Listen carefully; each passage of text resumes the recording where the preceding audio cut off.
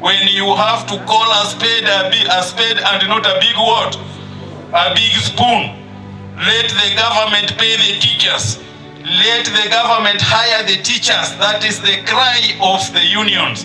Why must we say that the interns have worked a whole year and we must make noise for them to be absorbed when the science teachers came in to help the JSS sector? The science where we had history teachers teaching physics.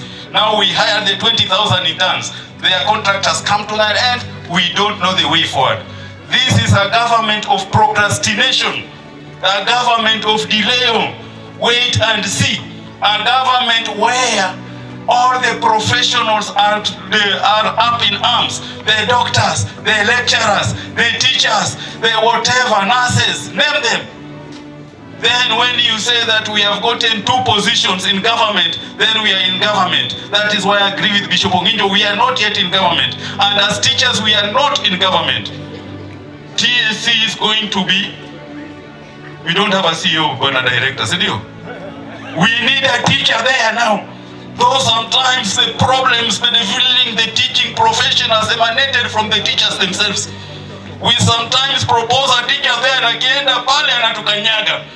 We must transform this TSC to be like the Judicial Service Commission, so that everybody is happy, so that our teachers and our students can be happy. Tulipelekwa SHA.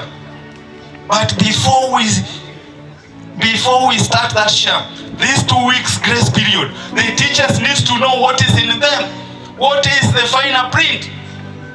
Just adding 1 child from 4. Ati tulikuwa tunagawa 4, sasa tunagawa ngapi?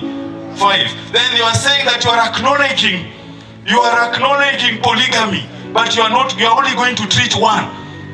A Muslim teacher who is entitled to 4 wives, what is he supposed to do with the other 3 wives? They are supposed to be treated, senior. Yes, you want to break the family. Let the SHA, if you are going to SHA, be comprehensive SHA. Let us have all the proper things that are supposed to be going to the teachers go, because we are not there by invitation. We lost our medical allowance from 3,000 to 10,000. We should be there on a package that is going to give dignity to the teacher. Those are the things we are asking for. Those are the things we are demanding. If we are suffering from chronic illness, let us be told how we are going to access proper hospitals. It is not about hospitals being increased.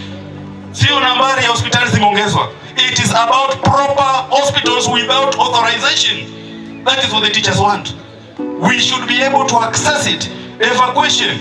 If we have children with diseases like sickle cell and you need to evacuate them from bone marrow transplant, are we having it? Those are the things we need to have a conversation in. Those are the issues. Because health is paramount. The health of the teacher determines where we are going. The pocket of the teacher determines where we are going. Let us streamline promotions. Let us not have what is now currently going on in the dailies, particularly the Standard. For the last 3 days, TSC has been on the cross. TSC has been on the cross. That it is rotten. That teachers have died currently of TSC. You must change TSC. You must change. Somebody must talk. If you are in the constitution courtesy of the unions, be there to help in the union, to help the teachers, not to be the people who are taking teachers to the graves. TSC, the Ministry of Education, we should avoid this back and swash. Ghost teachers and students.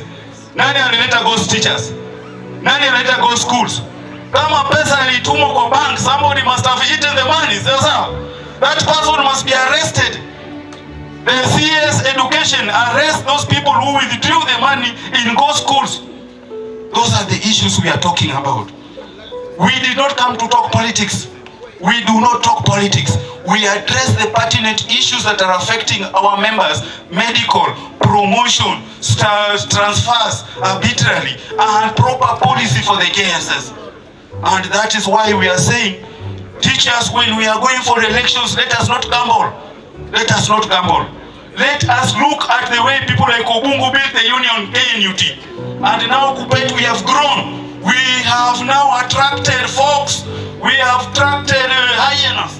Let us be able to sieve them in January and say that if you have no unionism in you, you are not supposed to be in the union. And we cannot replace a working unionist with a masquerader or an Atur Margayan. Time has come that you must come and help us, and it starts from us here on the ground.